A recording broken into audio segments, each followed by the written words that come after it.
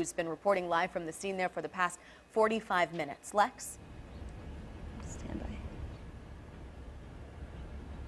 Katie and Don, I'm standing here with Aria Howard. We just spoke to her a little bit earlier about how immediately as this happened, she was getting text messages from her friends inside the building. She knew at that point not to call them, just in case that would alert a potential active shooter. She's still getting text messages from people inside the building, just receiving one now. Aria, what are your friends telling you? What's going on in there? Sorry.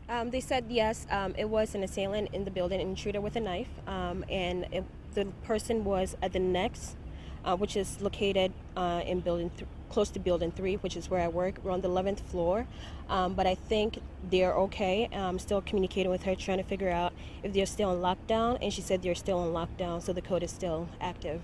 Okay, so when still active. Right, and when you say she's still on lockdown, what does that mean? What is she doing right now? Where is she? Probably barricaded inside our building, our floor. We have enclosed location, so doors are probably locked. We have a glass door, so it's probably covered, just to make sure that nobody can look in and see that there's anyone inside. Probably just being quiet.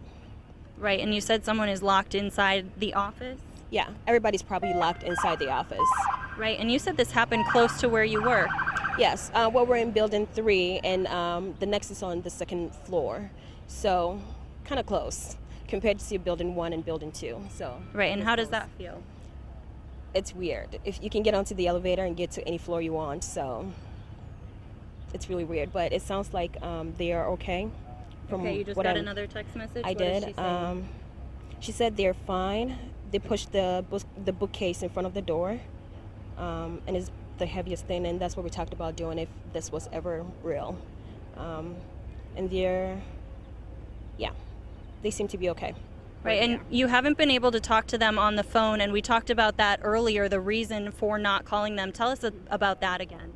The reason for not calling them was to make sure that if their phone was on vibrate or even if it was ringing, that somebody can hear it and they would be in trouble. So the best thing is not to call anyone at all inside. Right, and something that seems obvious, but actually something that you learned specifically yesterday. Yeah, something we learned from the many trainings we've been doing, specifically on active shooter.